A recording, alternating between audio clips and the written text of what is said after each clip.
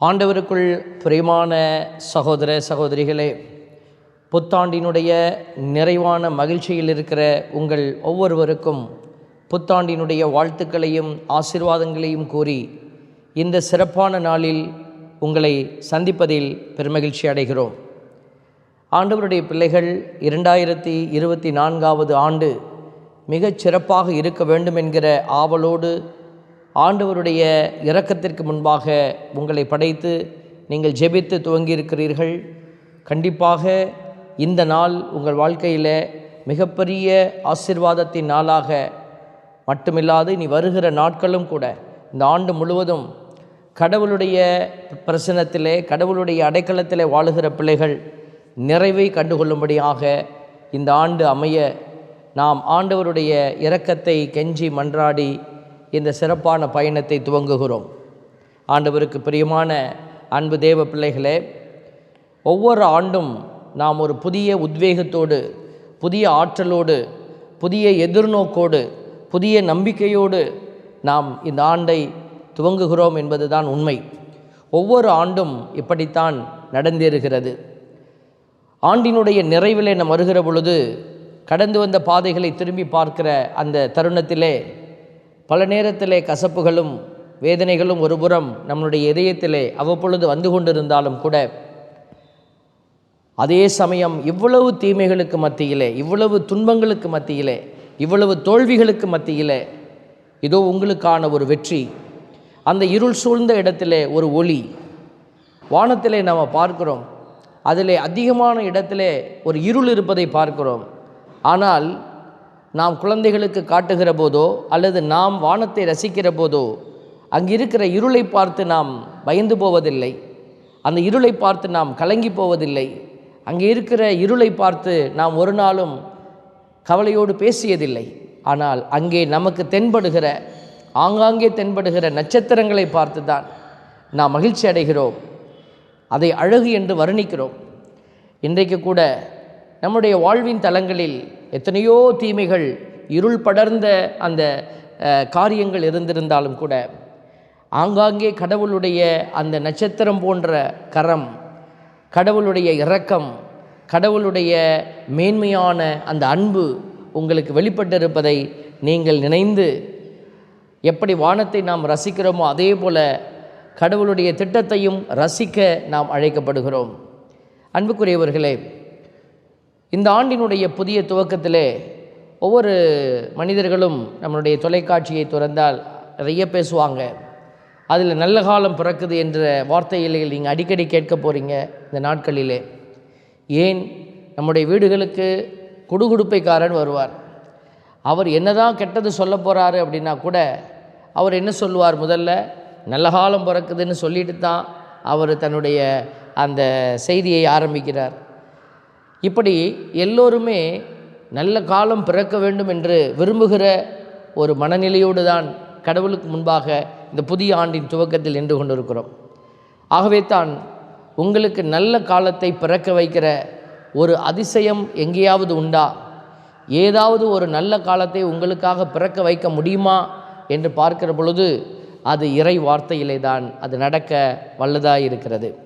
வார்த்தை வழியாக நீங்கள் பயணிக்கிற போது உண்மையாகவே ஒரு புதிய சகாப்தம், புதிய ஒரு வாழ்க்கை முறை, புதிய ஒரு வாழ்விலே ஒரு வடிவத்தை நீங்கள் பெற்றுக்கொள்ள முடியும்.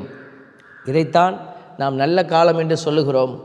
உங்கள் வாழ்க்கையிலே ஒரு நல்ல காலம் உங்களுக்கு பிறக்க உங்களை நாங்களும் வாழ்த்துகிற இந்த வேளையிலே அந்த நல்ல காலம் எப்படி வரப்போகிறது என்பதை சிந்தித்து நீங்களும் அந்த நல்ல காலத்தை உரிமையாக்கி கொள்ள, நீங்களும் அந்த நல்ல காலத்தை உங்களுக்காக உருவாக்கி கடவுளுக்கு முன்னாடி வெற்றியடைய உங்களுக்கான வழிகளை நாங்கள் இந்த நாளில் புதிய ஆண்டினுடைய இறைவாக்காக உங்களோடு பகிர்ந்து கொள்கிறோம்.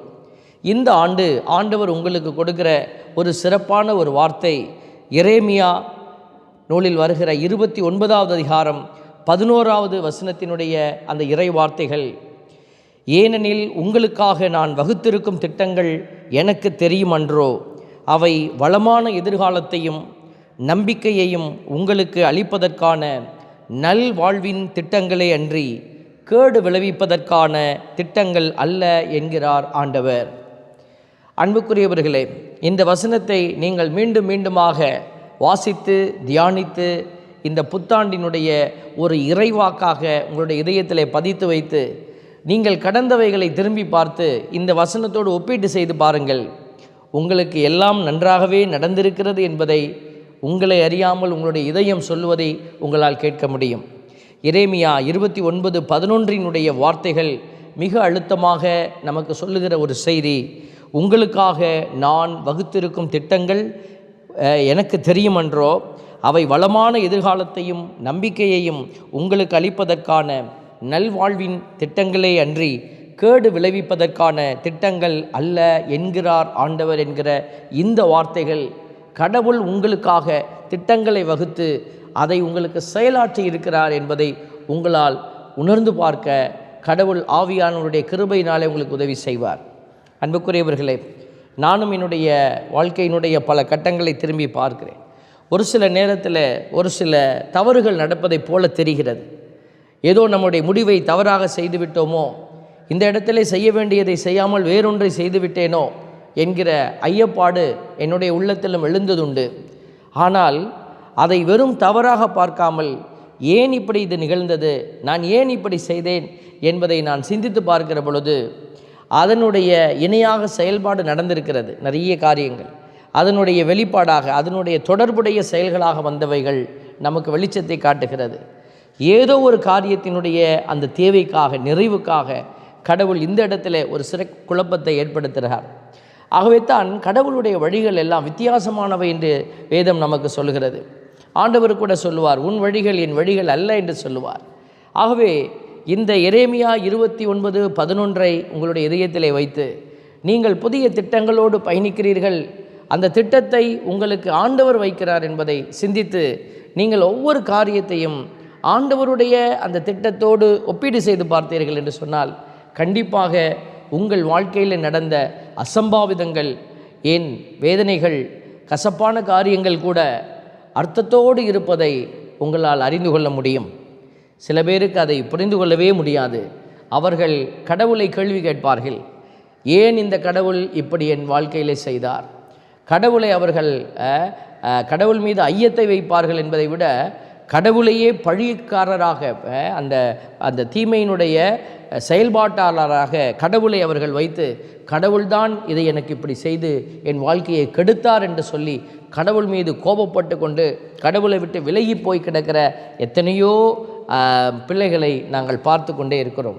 ஒருவேளை நீங்களும் அப்படிப்பட்ட அந்த மனநிலையோடு இருந்தால் சற்று நேரம் நீங்கள் சிந்தித்து, கடவுளுடைய திட்டங்கள் உங்களை அழிப்பதற்கு அல்ல, மாறாக வேதம் சொல்லுகிறதுபடியாக நல்வாழ்வின் திட்டங்களை அன்றி கேடு விளைவிப்பதற்கான திட்டங்களை கடவுள் வைக்க முடியாது.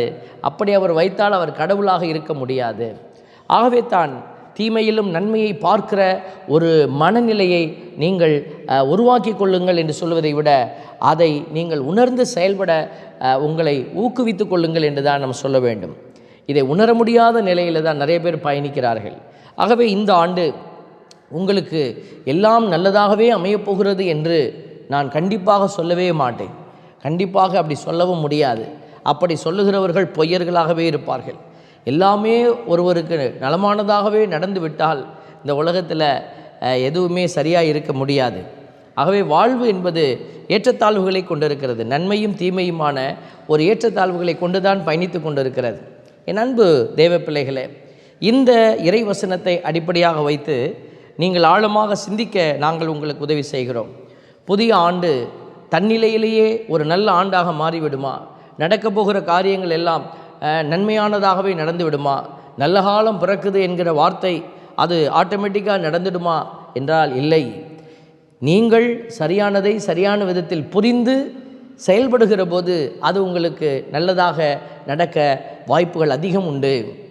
அப்போது நல்லது நடக்கிறதும் நல்லது நடக்காமல் போகிறதும் நம்முடைய கையிலிருந்து, நம்முடைய எண்ணத்திலிருந்து பிறக்கிற அந்த செயல்பாட்டிலே தான் அடங்கியிருக்கிறது என்பதை நீங்கள் மறந்துவிடக்கூடாது. அன்புக்குரிய தேவ பிள்ளைகளே, எசையா 9வது அதிகாரத்திலே கிறிஸ்து பிறப்பு பெருவிழாவினுடைய அந்த நிறைவான மகிழ்ச்சியிலே இரவு நேரத்திலே கண்களெல்லாம் உறக்கத்தினுடைய அந்த நிலையிலே நீங்கள் இந்த சத்தத்தை கேட்டிருப்பீர்கள். இறைவார்த்தை உங்கள் காதுகளுக்குள்ளே ஒலிக்கப்பட்டிருக்கும்.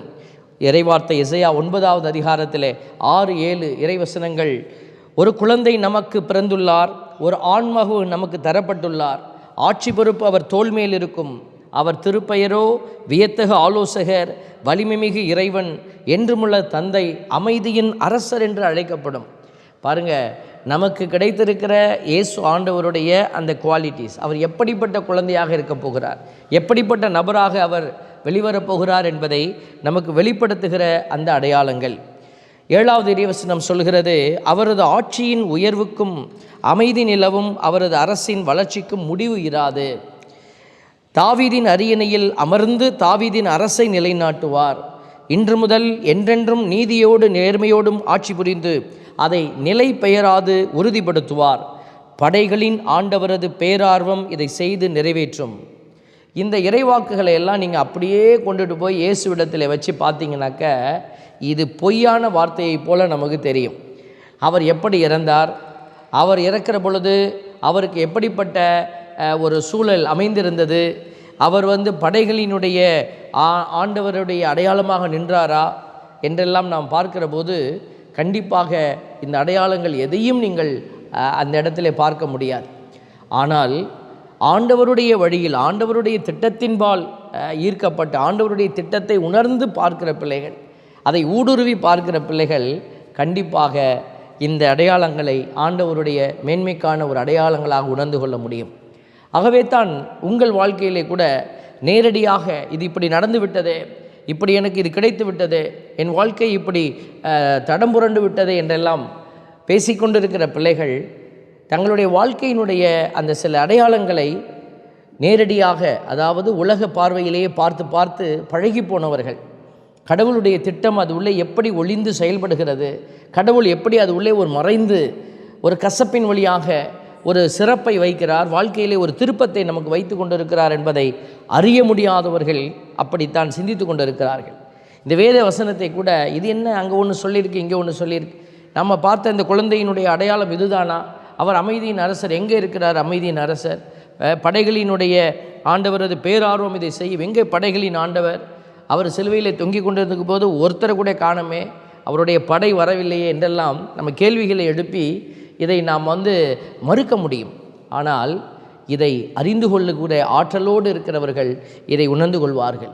ஆக இந்த தெய்வத்தை தான் இப்படி தன்னுடைய வெளிப்பாடுகளை நமக்கு கொடுத்து மனிதர்கள் உணர்ந்து கொள்ள முடியாத நிலையில் நம்மை சிறப்பாய் வழிநடத்துகிற ஒரு தெய்வத்தை தான் இன்றைக்கு நம்முடைய தெய்வமாக நாம் ஏற்றுக்கொண்டு பயணித்து கொண்டிருக்கிறோம். இந்த தெய்வத்தை ஏற்றுக்கொண்டால் மட்டும் பத்தாது, இந்த எசையா 9:6-7 வெளிப்படுத்தப்பட்டிருக்கிற இந்த கடவுளை நீங்கள் புரிந்து கொள்வதோடு நின்று விடாது, அதே மாதிரியான காரியங்கள் தான் உங்களுடைய வாழ்க்கையிலும் நடந்து கொண்டிருக்கிறது என்பதை நீங்கள் புரிந்து செயல்பட்டால் உங்களுடைய வாழ்க்கை நல்ல காலமாக அது அமைந்திருக்கும். உங்கள் வாழ்க்கையில் நடக்கிற எல்லா காரியங்களும் நன்மையான காரியமாக உங்களுக்கு தெரியும் கண்டிப்பாக. ஆகவே நல்ல காலம் பிறக்குது அப்படின்னு சொல்கிற வார்த்தைகளை நம்பி ஏமாந்து விடாதீர்கள். இந்த நல்ல காலம் பிறப்பது எப்படி, நீங்கள் கடவுளுடைய காரியத்தை கூர்ந்து பார்க்கிற போது அந்த நல்ல காலத்தினுடைய அடையாளத்தை உங்களால் அறிந்து கொள்ள முடியும். கடவுள் பாருங்கள், இந்த புதிய ஆண்டில் நான் சொல்லி கொண்டிருப்பதை நீங்கள் உணர்ந்து கொண்டிருப்பீர்கள் என்று நம்புகிறேன். நல்ல காலம் தானாக கிடைப்பதில்லை, அது நம்மளுடைய புரிதல், நம்முடைய செயல்பாடு. இங்கே என்ன நம்ம புரிந்து கொள்கிறோம் என்பதை நம்முடைய வார்த்தையிலும் செயலிலும் நீங்கள் வெளிப்படுத்துகிற விதமாகவே உங்கள் வாழ்க்கையிலே நல்ல காலம் நல்ல நேரமும் நடந்தேறுகிறது என்பதை மறந்துவிடக்கூடாது. நாம் ஏதோ கிரகங்களையும் கோள்களையும் பார்த்து இன்றைக்கு உனக்கு கண்டிப்பாக நல்ல நேரம் அமையும் என்று சொன்னால் அதில் நம்மளுடைய ஈடுபாடு, நம்மளுடைய செயல்பாடு என்பது எங்கே என்கிற கேள்வி வருது. உங்களுடைய செயலுக்கு ஏற்றபடி தான் உங்களுடைய வாழ்க்கை அமைந்திருக்கும். ஆகவே யாரோ ஒருவர் தொலைக்காட்சியிலும் சரி மற்ற இடங்களிலும் பேப்பரிலெல்லாம் பார்க்குறோம், நல்ல காலத்தை தீர்ப்பிடுகிறார்கள். உங்களுக்கு இதெல்லாம் சரியாக இருந்தால் உனக்கு நல்ல காலம் வரும் என்றால் எல்லோருக்குமே ஏதோ ஒரு காரியத்திலே நல்ல காலங்கள் விளைந்து கொண்டே தான் இருக்க வேண்டும். அப்படி நடப்பதில்லை. அப்போ நாம் செயல்பட அழைக்கப்படுகிற பிள்ளைகள் என்பதை உணர்ந்து கொள்ள வேண்டும். செயல்பாடுகள் சரியாக இருக்கிற போது, சிந்தனைகள் சரியாக இருக்கிற போது கண்டிப்பாக உங்களை சுற்றி இருக்கிற நடக்கிற எல்லா காரியங்களும் நன்மையான காரியங்களாக அமையும் என்பதில் ஐயமே கிடையாது. அன்புக்குரிய பிள்ளைகளே, வேதத்தை மீண்டுமாய் நாம் அலசி ஆராய்ந்து பார்க்கிறோம். புத்தாண்டில் ஒரு புதிய ஆசீர்வாதத்தை ஆண்டவர் எனக்கு எப்படி கொடுப்பார் என்று நினைந்து அவளோடு காத்திருக்கிற பிள்ளைகளுக்கு அடுத்த ஒரு வார்த்தையை நீங்கள் உள்ளத்திலே சிந்திக்க நாங்கள் முன் வைக்கிறோம். சீராக்கின் ஞான நூல் 15வது அதிகாரம் 14வது இறைவசனத்திலிருந்து நீங்கள் வாசிக்கிற பொழுது, தொடக்கத்தில் மனிதரை கடவுள் அவரே உண்டாக்கினார், தங்கள் விருப்புரிமையின்படி செயல்பட அவர்களை விட்டுவிட்டார். கடவுள் பாருங்க, இந்த செயல்பாட்டை குறித்து நான் பேசிக்கொண்டிருக்கிற இந்த வேளையில் உங்கள் செயல்பாடு தான் உங்களுக்கு நல்ல நேரத்தையும் கெட்ட நேரத்தையும் உருவாக்கி தருகிறது என்பதை நீங்கள் உணர்ந்து கொள்ள இந்த வசனம் நமக்கு உதவி செய்கிறது. கடவுள் படைத்தவர் அவருடைய திட்டத்தின்படி நம்ம பொம்மைகளைப் போல செயல்பட அல்ல. ஒரு பாடல் வரும், பழைய பாடல் ஒன்று, இறைவன் 2 பொம்மைகள் செய்தார் தான் விளையாட, அவை 2ம் சேர்ந்து பொம்மைகள் செய்தன என்றெல்லாம் வரும்.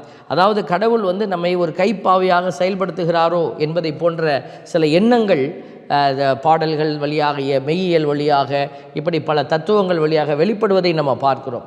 கடவுள் ஒரு நாளும் தான் படைத்த படைப்பு இப்படித்தான் செயல்பட வேண்டும் என்று ஒரு கீ கொடுக்கிற பொம்மையைப் போல, அது கீ கொடுத்தா அது எப்படி செயல்படுமோ அப்படி தான் செயல்படும். அப்படி அல்ல.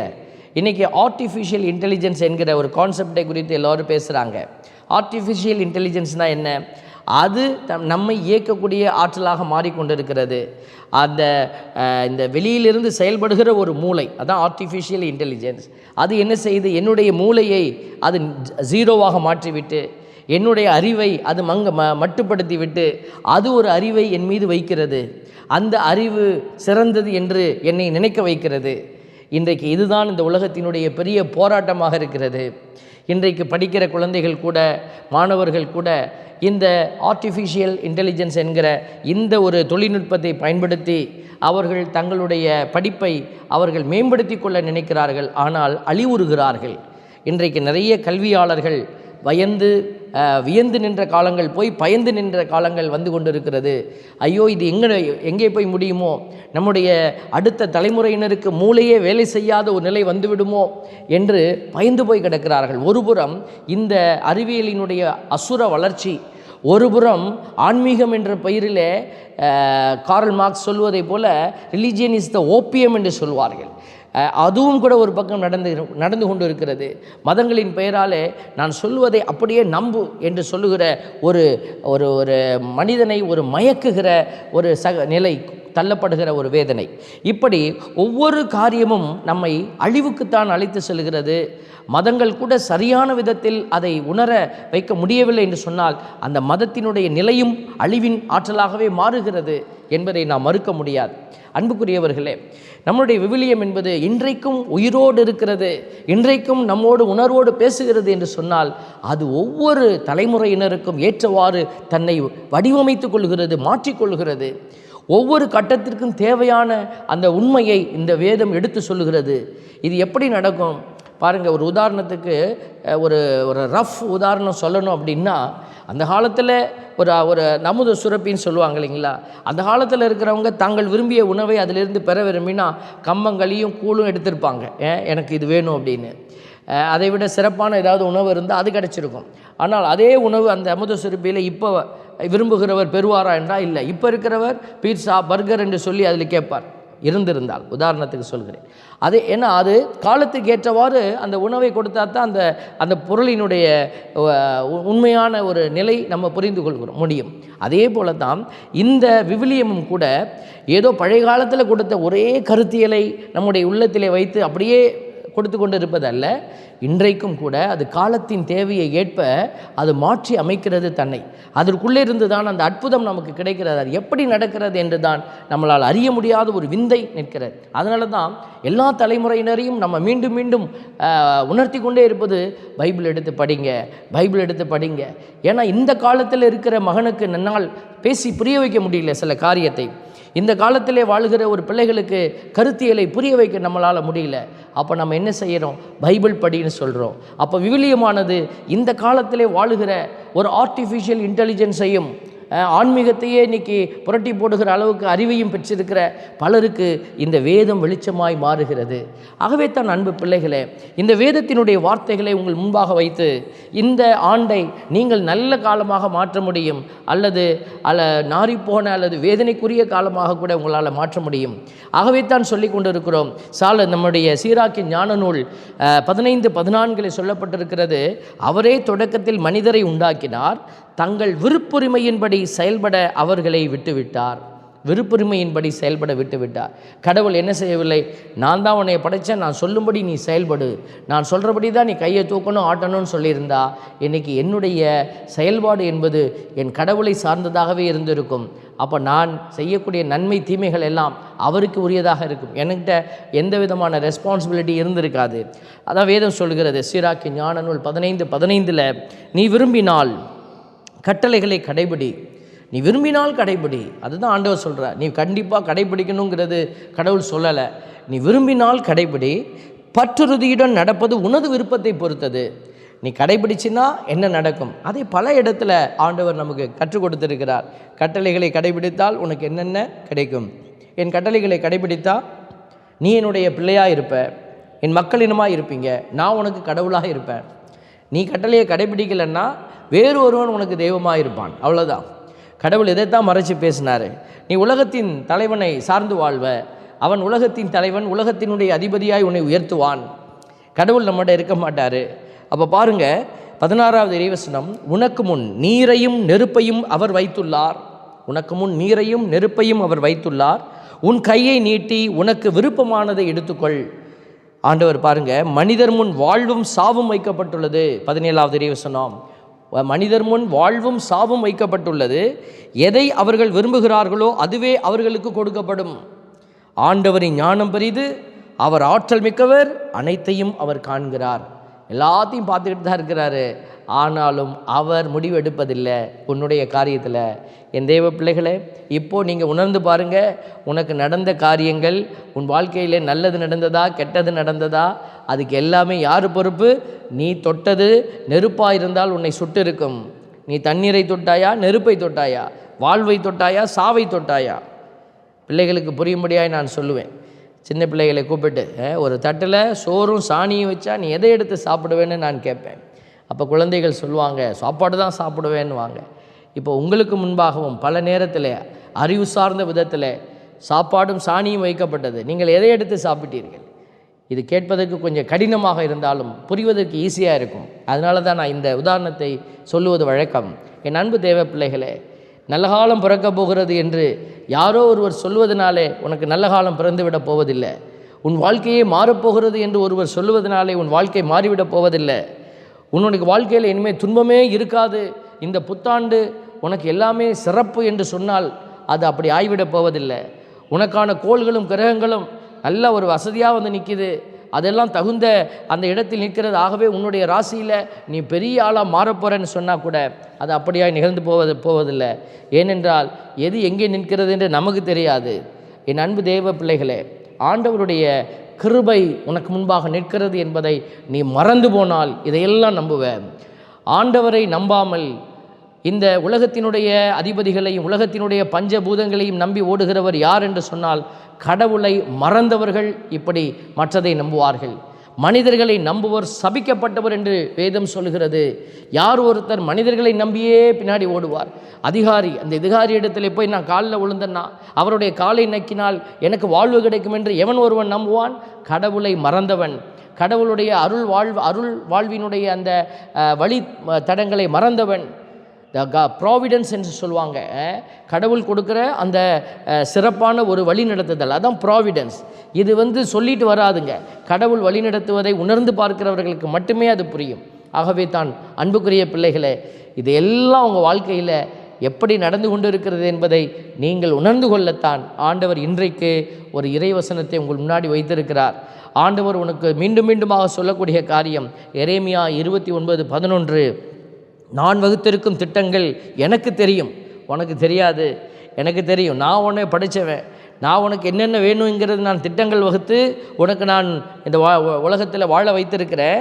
அவர் சொல்கிறாரு, அவை வளமான எதிர்காலத்தையும் நம்பிக்கையும் உங்களுக்கு அளிப்பதற்கான நல்வாழ்வின் திட்டங்களே. இந்த பாருங்கள், நல்ல வளமான எதிர்காலத்தையும் ஆண்டவர் எதிர்காலம்னு எதை சொல்கிறாரு? இந்த உலகத்தில் நம்ம பயணித்து போய் பின்னாடி போய் ஒரு வாழ்க்கையை அமைத்து கொண்டு பிள்ளை குட்டிகளை பெற்று நம்ம சாகிற வரைக்கும், இதுதான் இந்த உலகம் கணிக்கிற எதிர்காலம். ஆனால் ஆண்டவர் உனக்கு கணிக்கிற எதிர்காலம் என்பது இந்த உலகத்தை தாண்டி உன் ஆத்மா உடம்பை விட்டு வெளியில் போய் நிற்கிற போது, மனிதர்கள் உதவி செய்ய முடியாத போது, அங்கே உனக்கு பிறக்கப் போகிற விண்ணக பிறப்பு உண்டா அல்லது நரகத்தில் பிறப்பா? இதோ இந்த கேள்வி. இன்றைக்கி நிறைய பேர் ஆத்துமாக்கள் மரிக்கிறது. பவுலடியார் சொல்கிறாரு, பாவத்திற்கு கிடைக்கிற கூலி மரணம் என்று சொல்லுகிறார். அப்படின்னா அப்படிப்பட்டவர்களுக்கு என்ன பெயர் நம்ம வைக்கலாம்? அது நரகத்தின் பிறப்பு. ஆண்டவருக்குள்ளே வெற்றியடைகிற பிள்ளைகள் விண்ணகத்தின் பிறப்படைகிறார்கள். இன்றைக்கு உனக்கு நரகத்திலே பிறப்பா விண்ணகத்திலே பிறப்பா? இந்த கேள்வியை நம்ம கேட்கிற பொழுதுதான் விண்ணகத்திலே நீ பிறப்படைய செய்ய உனக்கு உதவி செய்ய வல்லவர் ஒருவர் உண்டு. அவர் ஆண்டவர். அவர் தன் திட்டங்களை நிறைவேற்றி வெற்றியடைகிற பிள்ளைகளுக்கு அவர் என்ன கொடுக்கிறார்? எதிர்காலத்தை. இந்த வார்த்தை சொல்லுது பாருங்களேன். அப்போ எதிர்காலம் என்பது இந்த உலகத்திலே மட்டுமல்ல, இதை தாண்டி போகிற போதும் உனக்கு இருக்கக்கூடிய எதிர்நோக்கி நீ வாழ்ந்த அந்த எதிர்நோக்கினுடைய காலம், அதான் எதிர்காலம். அதையும் நம்பிக்கையும் உங்களுக்கு அளிப்பதற்கான நல்வாழ்வினுடைய திட்டங்களை ஆண்டவர் கொடுக்கிறார். கேடு விளைவிப்பதற்கான திட்டங்கள் அல்ல அப்படிங்கிறாரு. அப்படி வந்ததுன்னா அது கடவுளாக இருக்க முடியாது அல்லவா?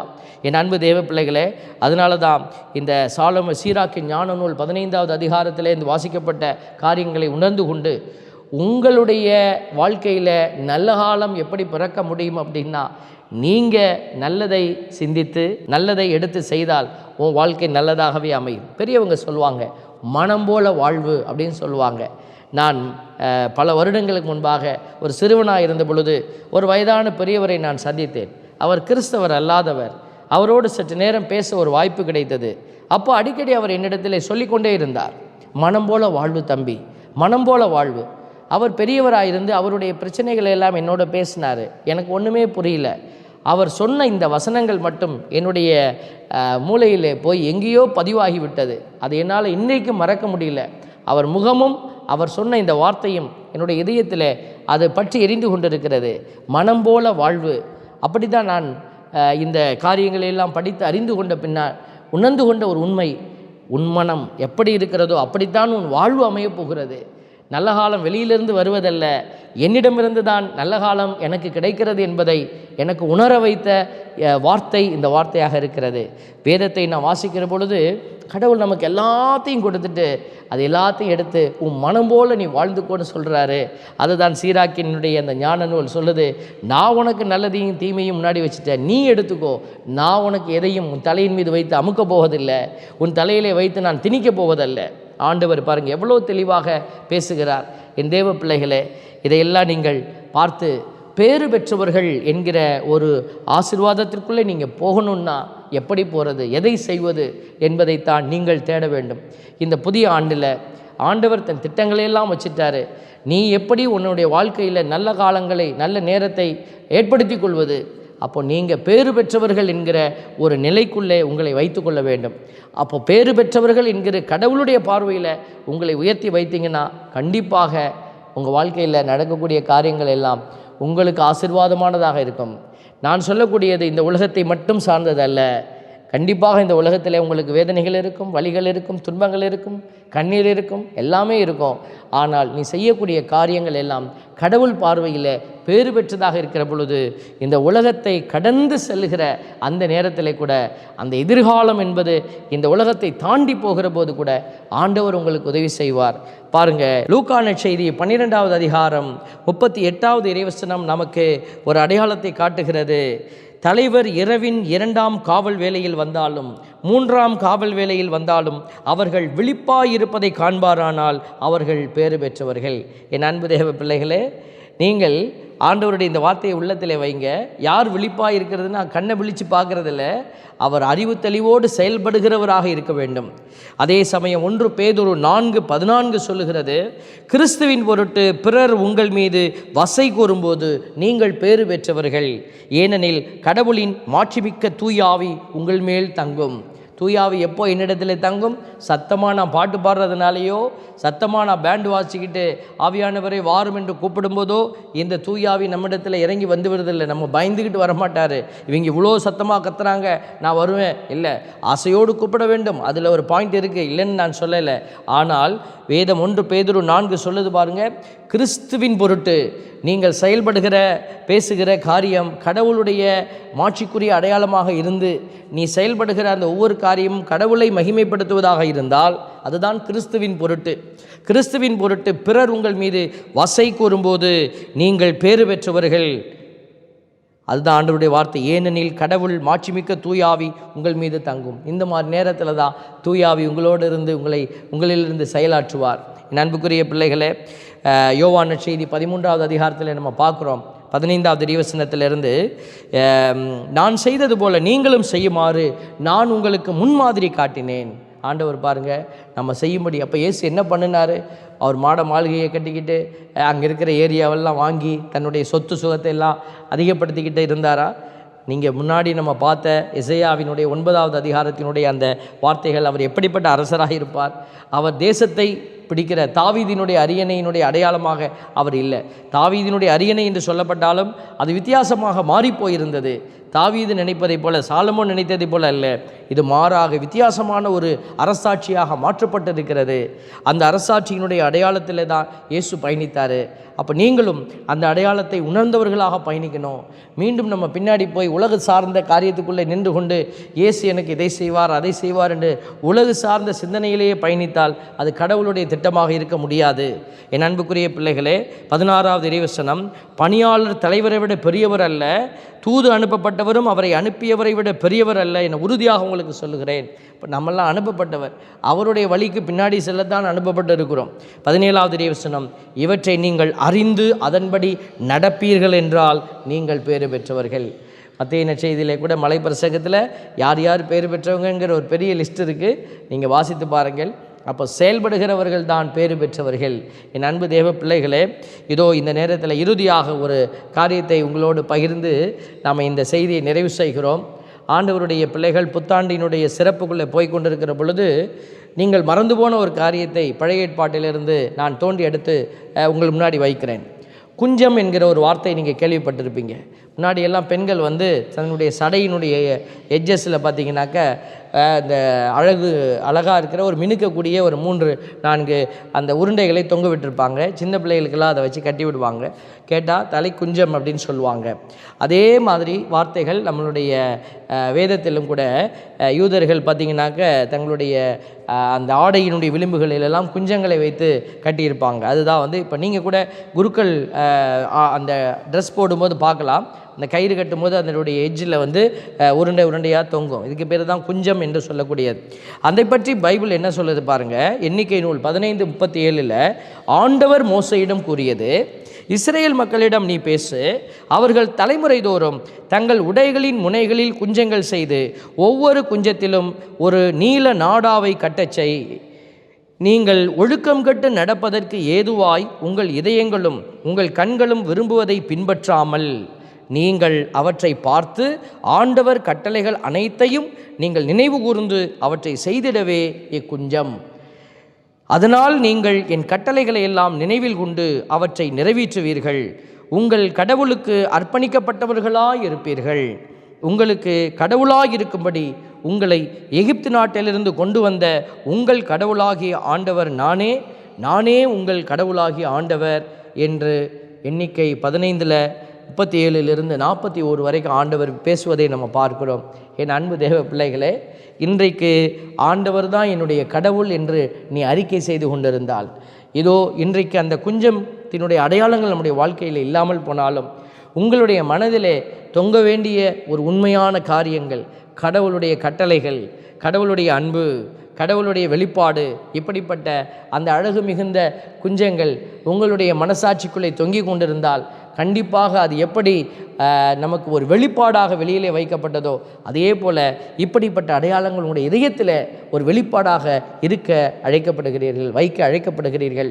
என் அன்பு தேவ பிள்ளைகளே, இந்த சிறப்பான புதிய ஆண்டு உங்களுக்கு கண்டிப்பாக நல்ல ஆண்டாக அமையப் போகிறது என்பதை நாங்களும் சொல்லுகிறோம். எப்பொழுது இதையெல்லாம் நீங்கள் கேட்டு என் வாழ்விலிருந்து தான் நல்ல காலம் பிறக்கிறது, என்னுடைய சிந்தனையிலிருந்து வெளிப்படுகிற செயலிலிருந்து தான் என் வாழ்வுக்கான நல்ல காலம் பிறக்கிறது என்பதை நீங்கள் உணர்ந்து கொண்டு நீங்கள் பார்க்கிற அடையாளங்களையெல்லாம் ஓரமாய் வைத்துவிட்டு கடவுளுக்கு முன்பாக நான் என்ன செய்திருக்கிறேன் என்பதை சிந்தித்து இந்த புதிய ஆண்டில் ஒரு மாற்றம், வார்த்தையில், உன்னுடைய சிந்தனையில், உன்னுடைய செயலில் கடவுளுக்கு உகந்த விதமான ஒரு வாழ்க்கையினுடைய மாற்றத்தை நீங்கள் உருவாக்கி உங்களுடைய வாழ்க்கையை அமைத்து பாருங்கள். கண்டிப்பாக உங்கள் வாழ்க்கை மாறியிருக்கும். உங்கள் வாழ்க்கையில் பெரிய ஆசீர்வாதங்கள் கண்டிப்பாக கிடைக்கும். உங்களுடைய வாழ்க்கையில் நல்ல காலம் பிறக்கும் என்பதை நாங்கள் உறுதி செய்து கொண்டு மீண்டுமாய் எரேமியா 29:11 உங்களுடைய இதயத்தில் வைத்து கொள்ளுங்க. உங்களுக்காக நான் வகுத்திருக்கும் திட்டங்கள் எனக்கு தெரியுமென்றோ, அவை வளமான எதிர்காலத்தையும் நம்பிக்கையும் உங்களுக்கு அளிப்பதற்கான நல்வாழ்வின் திட்டங்களே அன்றி கேடு விளைவிப்பதற்கான திட்டங்கள் அல்ல என்கிறார் ஆண்டவர். ஆகவே ஆண்டவர் உங்களுக்காக இந்த ஆண்டு நல்ல திட்டங்களைத்தான் வைத்திருக்கிறார். அது மோசமான திட்டங்கள் அல்ல. நீங்கள் அந்த திட்டத்தை சரியாய் தொட்டு வெற்றியடைய நீங்கள் முயற்சிக்க வேண்டும். இந்த காரியத்தை அறிந்து செயல்பட ஞானத்தை கொடுக்கிறவரிடத்தில் உங்கள் கரங்களை உயர்த்துங்க. அவர் ஞானமாய் ஆவியானவரை கொண்டு உங்களை வழிநடத்தி சரியானதை நீங்கள் தொட்டு சரியான விதத்தில் வெற்றி பெற உதவி செய்வார். என் அன்பு தேவ பிள்ளைகளே, இந்த ஆண்டு ஒரு புதிய ஆசீர்வாதத்தின் ஆண்டாக உங்களுக்கு அமைய உங்களுக்காக நாங்களும் தொடர்ந்து ஜெபிக்கிறோம். இறைவன் தாமே கரம் பிடித்து வழிநடத்துவேன் என்று சொன்னவர் உங்களையும் இந்த ஆண்டிலே கரம் பிடித்து வழிநடத்தி உங்களை வெற்றியாக்கி ஒரு நாள் அவர் திருமுன் முகமுகமாய் அவர் பார்த்து தரிசிக்கிற பாக்கியத்தை தந்து உங்களை அவர் பக்கமாய் நிறுத்தி அவர் மகிமை அடைய உங்களுக்கு உதவி செய்ய அவருடைய கிருபைக்காக நாங்களும் உங்களுக்காய் ஜெபித்து வாழ்த்துகிறோம். இயேசுவின் நாமம் உங்களில் மகிமை அடைவதாக. ஆமென்.